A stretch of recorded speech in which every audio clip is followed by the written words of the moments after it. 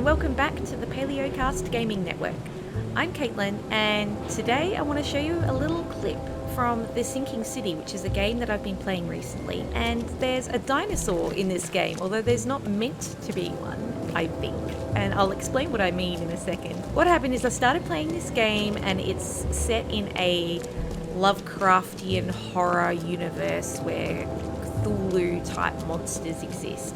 And you're having these horrible, terrible visions, and you've come to this city of Oakmont to figure out why you're having these visions and why people here are also having horrible visions.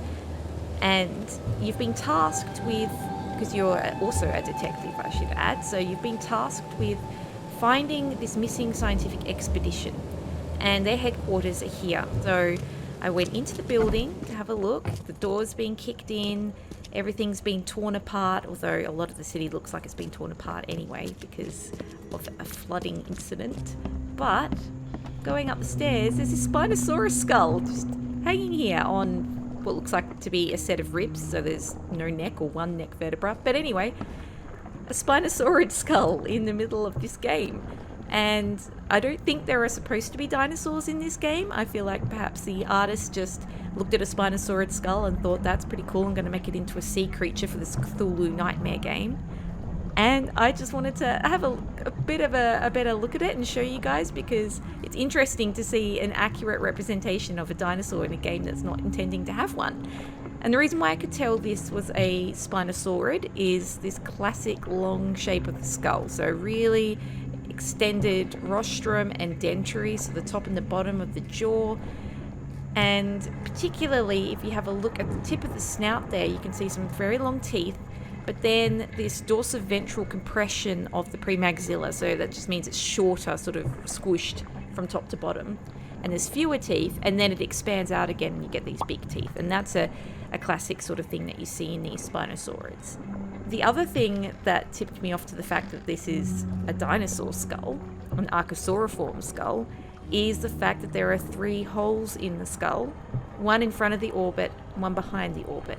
So the orbit is the hole in the middle where the eye would be, and then the hole in front is the antorbital fenestra.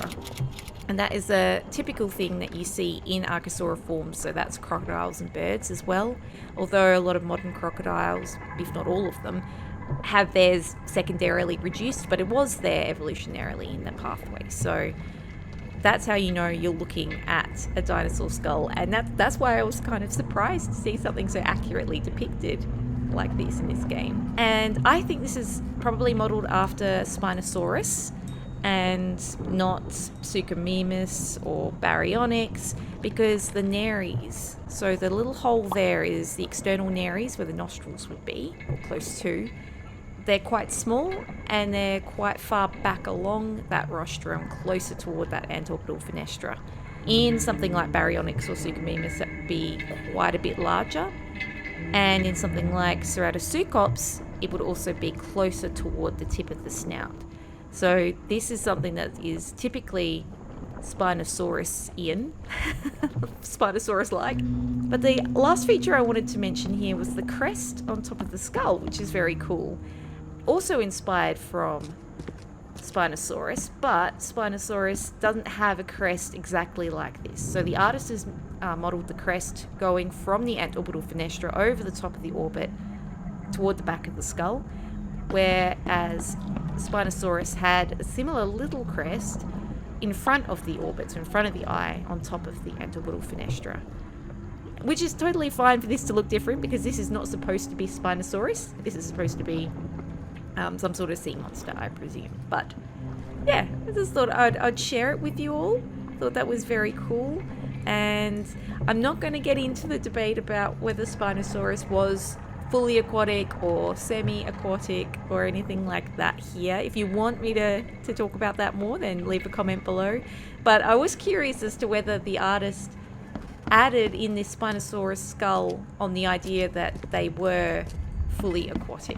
Though the rest of the skeleton's not right. Like I said, there's no neck or one neck vertebra there, and the rest is just ribs. But a very cool addition to the game. I saw at least one other skull, this exact skull, just lying on its own in another house. So it's not that they were in a scientific expedition and they've dug up a fossil and put it up here. I mean, maybe they have, but because I saw the skull in another part of the city, it makes me think that these are just sea creatures that everyone's finding, because in a lot of this game you get just... Oh, here's a nice shark jaw.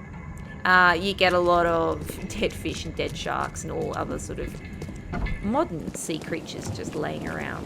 So that's Spinosaurus in the sinking city for no particular reason, but it's a very scientifically accurate skull, so that makes me happy. And I hope you enjoyed this video. If you did, give it a like. And if you want to see more paleontology, nerdery type videos on your feed, then please consider subscribing to the Palaeocast Gaming Network. Oh, that's just a beautiful shot there. Sorry about that.